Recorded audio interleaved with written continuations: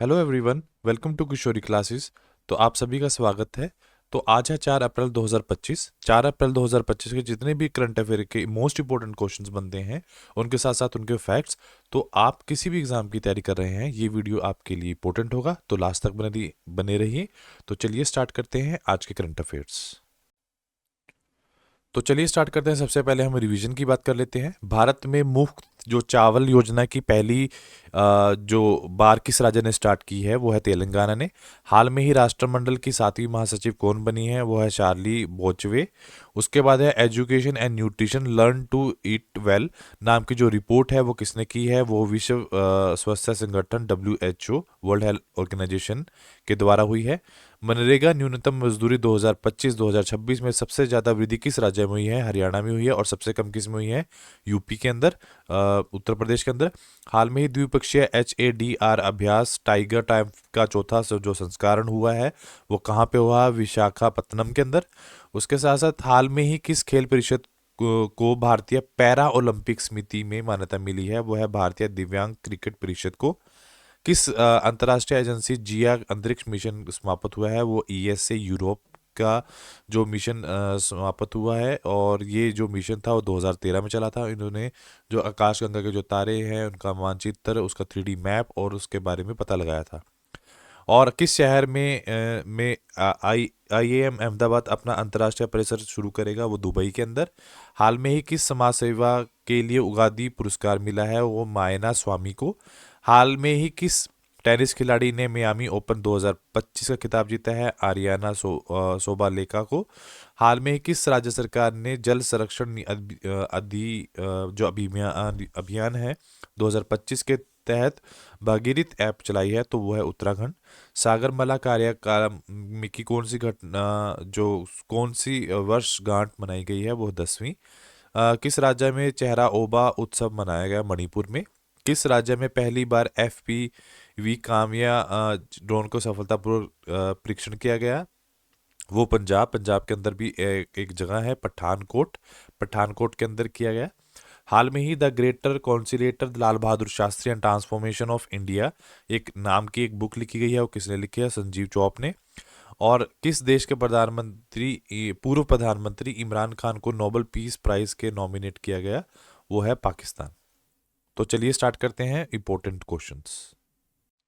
तो चलिए स्टार्ट करते हैं। फर्स्ट क्वेश्चन, पहले क्वेश्चन में पूछा गया है कि जो भारतीय रिजर्व बैंक है, RBI है, उसकी डिप्टी गवर्नर कौन बनी है। उसकी जो डिप्टी गवर्नर बनी है, वो बनी है डॉक्टर पूनम गुप्ता। जो हेडक्वार्टर है RBI का, वह है मुंबई, महाराष्ट्र में। और जो गवर्नर हैं हमारे RBI के, वो है संजय मल्होत्रा। उसके साथ साथ कुछ और फैक्ट्स।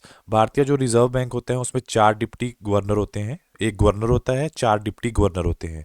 डिप्टी गवर्नर का जो कार्यकाल 5 वर्ष से अधिक नहीं होता। डिप्टी गवर्नर की जो अधिकतम आयु को 60 वर्ष से अधिक नहीं होनी चाहिए। वर्तमान में देखो, अगर हमारे पास जो गवर्नर है वो एक है और जो डिप्टी गवर्नर है वो 4 है, तो 4 में से जो पहला है उनका जो उनके नाम है स्वामीनाथन जे फर्स्ट। उसके बाद है M Rajeshwar Rao second deputy governor. और टी रवि शंकर जो है वो थर्ड। और फोर्थ कौन बने हैं, डॉक्टर पूनम गुप्ता। तो हमारे पास 4 डिप्टी गवर्नर हैं और एक गवर्नर है। गवर्नर का नाम है संजय मल्होत्रा। और ये कौन से गवर्नर हैं, 26 गवर्नर हैं इंडिया के। उसके साथ साथ है जो प्रथम डिप्टी गवर्नर थे वो कौन बने थे, कैप्टन सर सिकंदर हयात खान और सर जेम्स बी टेलर, जो 1 अप्रैल 1935 में नियुक्त हुए थे। ये याद रखोगे। जो पहली प्रथम महिला डिप्टी गवर्नर थी वो KG उदेशी थी, जो 2003 से लेकर 2005 तक नियुक्त की गई थी।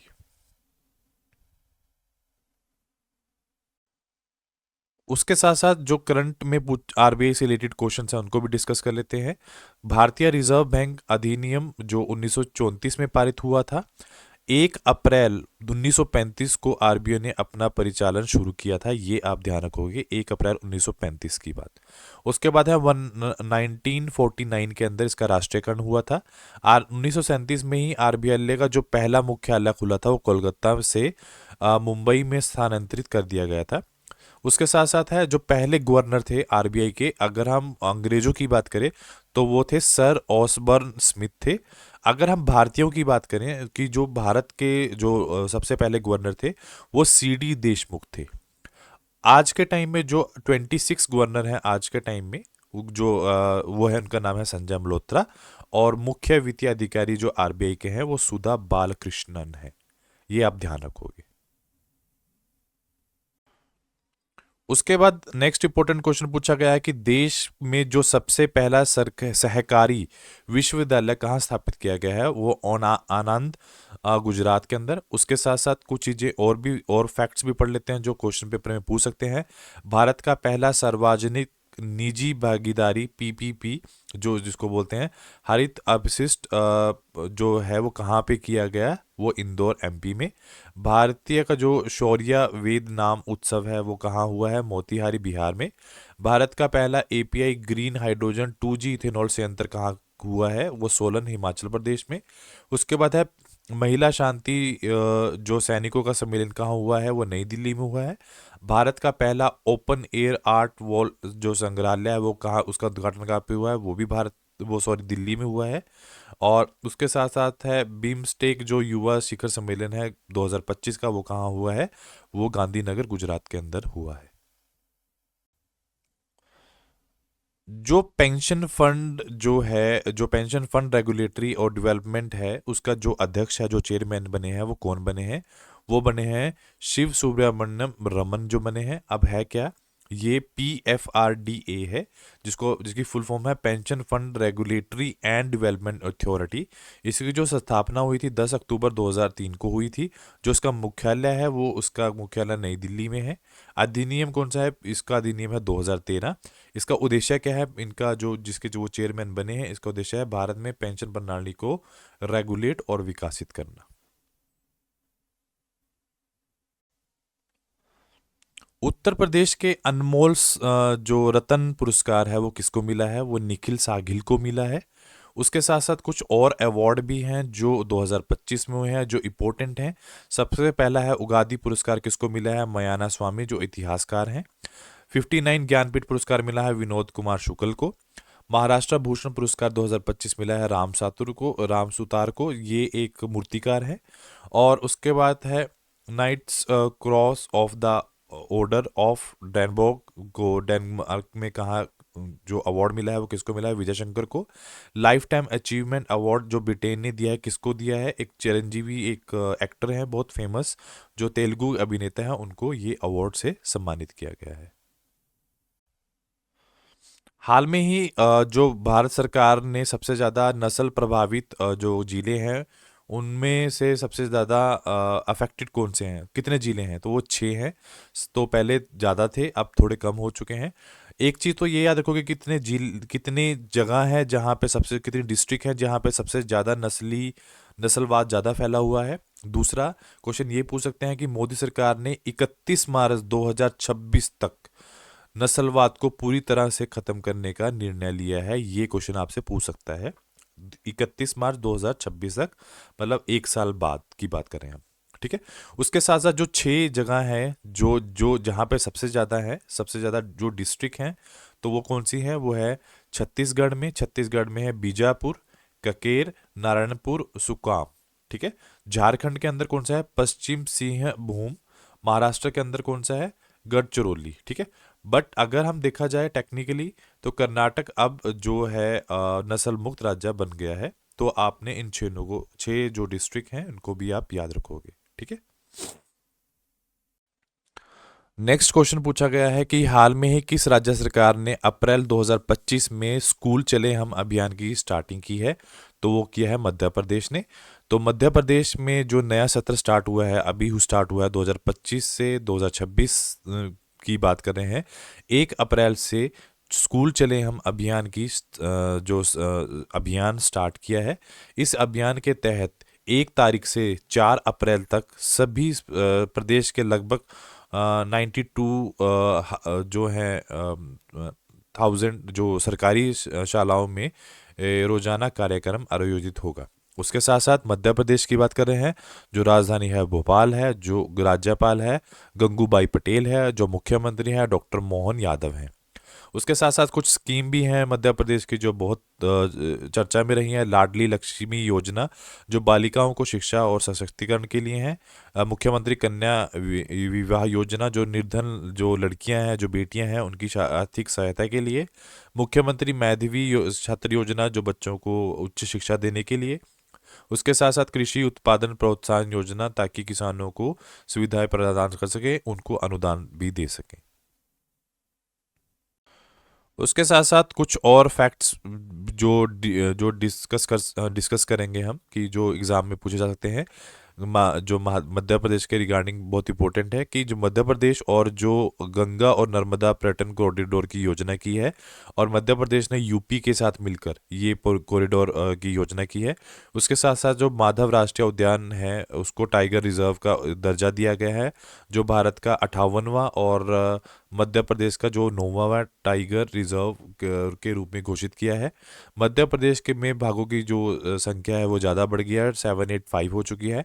उसके साथ साथ मध्य प्रदेश के नई पोर्टल 3.0 लॉन्च किया है, जो उनके जो एक डिजिटल जो शिक्षा प्रणाली को डिजिटल बनाने के लिए मुख्यमंत्री जी ने वहाँ पे शुभारंभ किया है।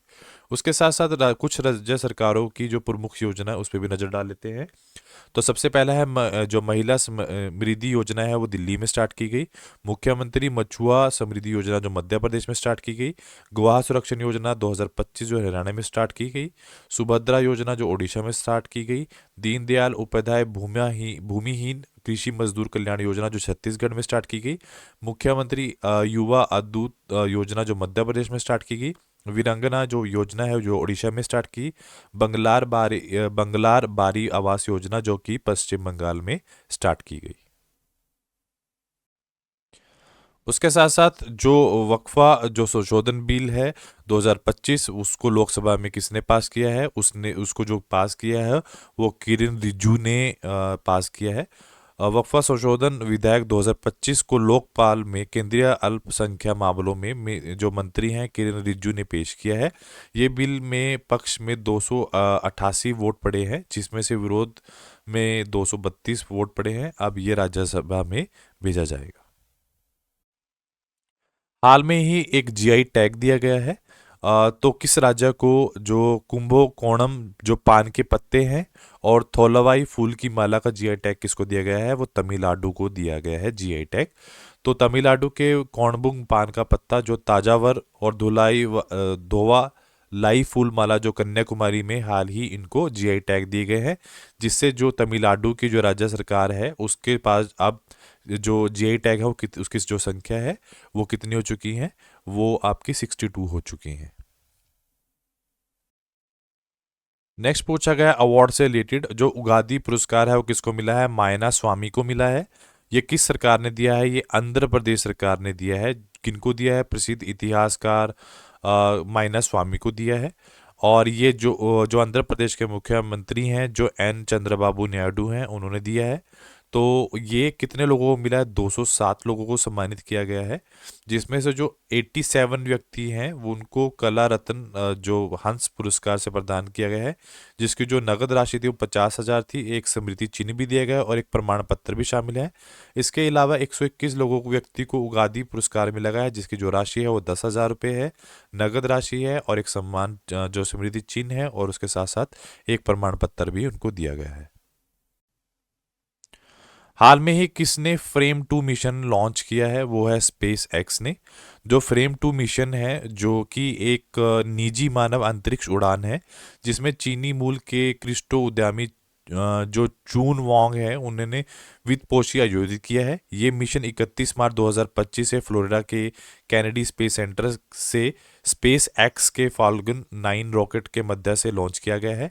इस मिशन का जो मुख्य उद्देश्य है पृथ्वी के उत्तरी और ध्रुवी जो ध्रुव हैं के ऊपर जाकर उड़ान भरते हुए ध्रुवीय कक्षा में प्रवेश करना है, जो मानव अंतरिक्ष जो उड़ान के लिए पहली बार हुआ है। हाल में ही 47 राष्ट्रीय जूनियर बॉल जो बालिका हैंडबॉल चैंपियनशिप है वो किसने जीती है, तो वो उत्तर प्रदेश ने जीती है। तो ये कहाँ हुई है, ये लखनऊ के अंदर हुई है। ठीक है। तो जो ये 47 राष्ट्रीय जो national junior girls handball championship थी, तो इसमें जो हिमाचल प्रदेश की जो टीम यूपी के कड़े मुकाबले में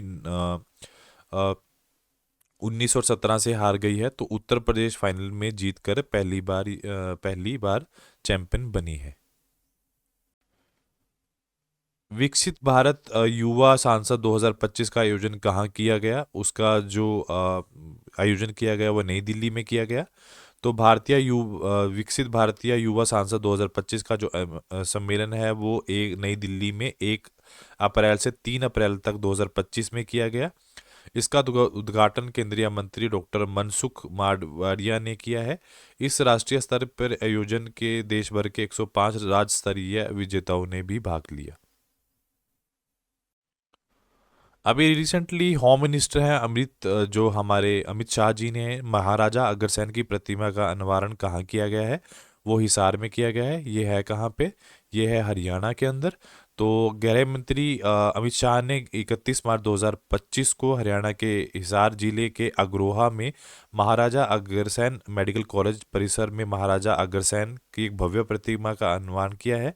ये प्रतिमा जो 20 फीट ऊंची है, 800 किलोग्राम की है, जिसमें फाइबर ग्लास और माइल्ड स्टील का माइल्ड स्टील से भी निर्मित की गई है। इसकी जो लागत है वो 2 करोड़ के आसपास बताई जा रही है। तो नेक्स्ट क्वेश्चन ये है कि हाल में ही आई सी ए आर मतलब ये एग्रीकल्चर में काम करते हैं, ये जो केंद्र है। तो पीएसपी फसल अनुदान संस्थान जो केरल का है, तो उन्होंने एक नई SP95/4 जो है, एक नई किस्म का जो डिस्कवर की है वो कौन सी है? वो शकरकंदी है। तो इन्होंने तो ये कैसी है? ये एक नारंगी गुद्दे वाली शकरकंदी है जिसको आप स्वीट पटैटो भी बोलते हो। ये किस्म 100 ग्राम से लेके 8 मिलीग्राम बीटा, इसके अंदर जो सबसे ज़्यादा शकरकंदी के अंदर सबसे ज़्यादा वाइटामिन्स पाए जाते हैं। तो इसके अंदर विटामिन ए सबसे ज़्यादा है। जो आप विटामिन ए किसके लिए ज़रूरी होता है? कलर किसकी वजह से क्या होता है? कलर ब्लाइंडनेस की कमी आ जाती है इंसान के अंदर। और इसके साथ साथ ये किस्म कम समय में उपजाऊ है, कम समय टाइम लेती है, और साथ में ज़्यादा लागत भी देती है। एक लास्ट क्वेश्चन ये पूछा गया है कि हाल में ही मेघालय के अंदर एक चन्ना नाची नाम की एक प्रजाति को डिस्कवर किया गया है। तो वो क्या है? वो स्नेक हेड फिश है। तो ये जो उसका नाम है नाची, एक स्केड हेड फिश है। खोज किसने की है? कहाँ हुई है? इसकी जो खोज हुई है मेघालय में है। वैज्ञानिक का नाम क्या है? चन्ना नाची। मतलब उस वैज्ञानिक ने अपने ही नाम से उसको कंसिडर कर लिया है। तो ठीक है। तो आज के लिए सिर्फ इतना ही। Thank you so much. तो do like, share and subscribe my channel. जय हिंद, जय Bharat. Thank you so much.